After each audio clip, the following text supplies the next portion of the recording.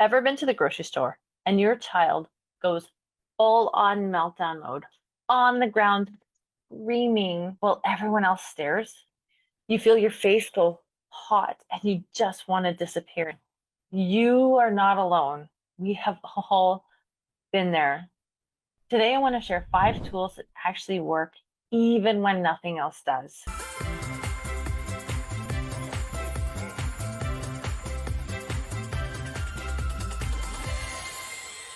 If you're new here, I'm Sabrina Reagan, child psychologist and mom of 3, and I help overwhelmed moms with tools that actually work. Hit subscribe so you don't miss any of these strategies. On Reddit, one mom wrote that she was at the grocery store and everything was going fine until her son wanted a bag of chips and she said, "Nope, not today." And the response was that her child was on the ground screaming for 20 minutes. And she said 20 minutes felt like an hour and she just wanted to disappear. That's exactly how it feels. Embarrassment, panic, judgment, and the thought, am I a failure as a mom? But here's the truth. Meltdowns aren't about bad parenting.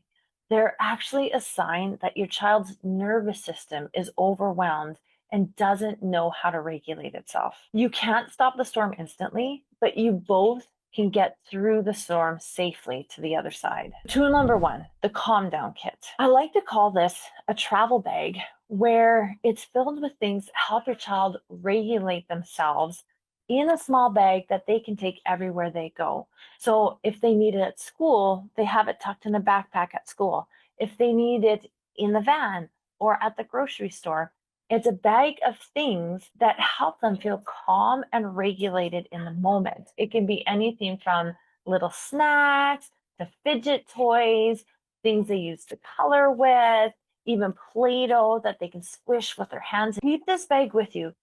Familiar tools will help your child organize and regulate their sensory system in the moment, even in the chaos. In addition to that, if you know that you're going into a space where they have triggers, where they are constantly having meltdowns, set them up for success and have them choose something before their system gets overloaded. And that way it helps them stay regulated through the moment versus trying to regulate in the midst of the chaos. Tool number 2, the 3 and 5 minute breath reset. So this is all about co-regulation. When you're calm, your child is calm. When you're stressed and anxious, your child will become stressed and anxious because their nervous system mirrors yours. So if you can take a moment in the midst of the escalation to take a few deep breaths and calm your nervous system before you respond to your child, their nervous system will be more likely to mirror your own. For your kids, I like to use the hand, and at each fingertip, you can get them to tell you something that they see so that you're anchoring them in the here and now and shifting them in the position that they are in their brain. So you get them to breathe in and name something that they see. I see the grocery cart, and breathe out. Breathe in, I see mom's bag. And breathe out. Breathe in, I see a big box of apples. And breathe out. And keep going until you've gone through every single finger. And this will help calm both your system and your child's system.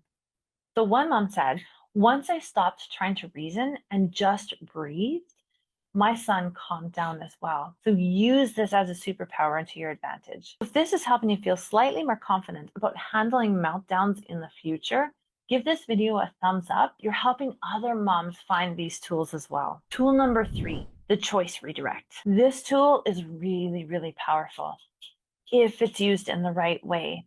And lots of parents try to use it, but they forget the trick. So I'm going to tell you the tool, and then wait to the end. I'm going to tell you the trick about actually what makes this work. The idea behind this tool is that you're giving your child a choice. And we've all heard it as a parenting strategy that if you give your child choices, they're more likely to follow through on what you want to do. For example, when you're leaving the house, do you want to wear the blue shoes or the green shoes? The reason why this works is because when your child is power struggling with you, when your child is in the midst of an emotional meltdown, They're in their lower brain and their counter will has been triggered. What you want is to be able to move them into their thinking brain so that then they can be calmer and follow through on what you're asking. So when you ask them a choice, it re-engages their thinking brain to be able to be in the moment and do what you need them to do. Here's the trick though. This only works dependent on how far down the path your child's meltdown is. So if you were to scale it on a scale of 1 to 10, 10 is the most intense meltdown your child has ever had, and 1 is just a little bit mildly upset. If your child is around a 5 or a 6, this strategy is not going to work. You're going to have to use other strategies. And the reason being is because it is so intense, their thinking brain has gone offline. They're completely in their lower brain, which only hears sensory information. They do not hear your words. So whether you're trying to use choices, reasoning, any kind of words to logic them out of their meltdown, you are actually adding fuel to the fire and making things so much worse. What you need to do is catch them before they hit a 5 on the scale. And then the strategy is incredibly effective because you pull them right back in to what you need them to do. It doesn't mean that they're not having a meltdown.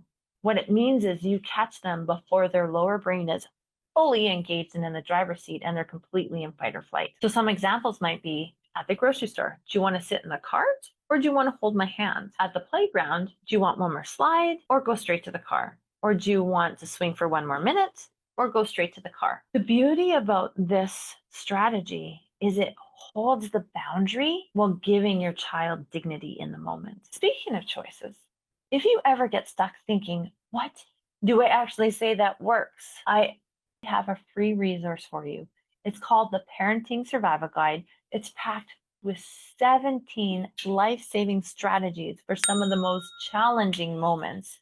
It helps you stay calm and it gives you the word for word script that you want to use that's going to be most effective in helping them in the moment so these challenges become easier with time. You can grab it in the description below. Now let's keep going. Tool number 4, that exit strategy. Sometimes the meltdown's too big and leaving isn't failing.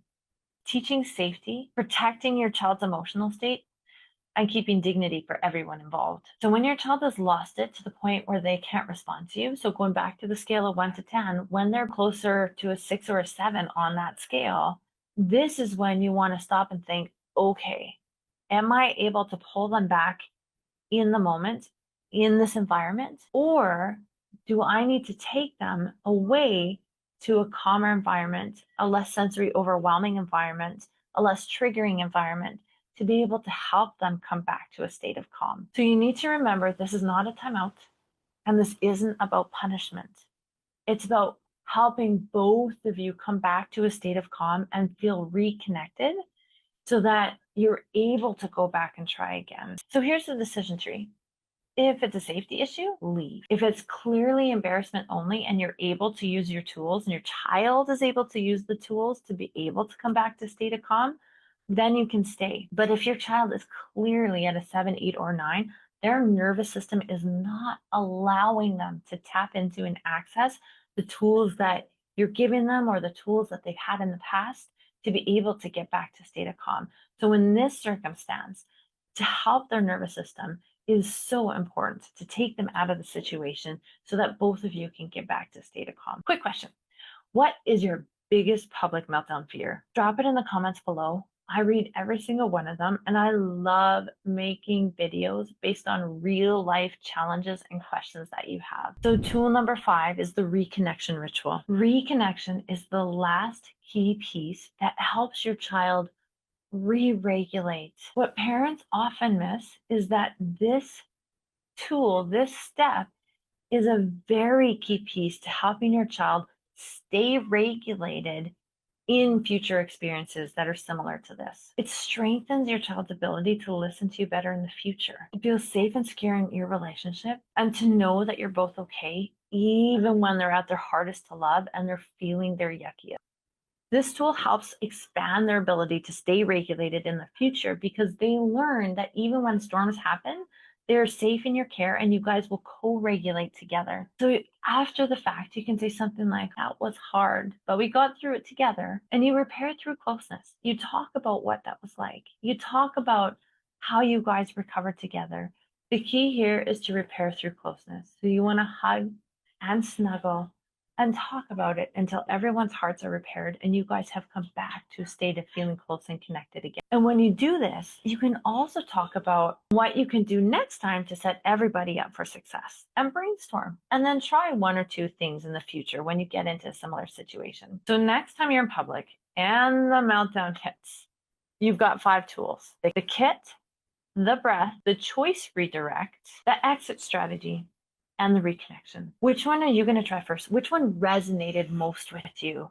Write it in the comments below. I love hearing your wins and celebrating with you. But if you want even more tools and word for word scripts for the hardest moments of parenting, don't forget to click the link in the description for my parenting survival guide. Don't forget to subscribe and hit the bell. I post new videos every week to help you feel calmer and more confident as a parent. Until next time, have a wonderful week.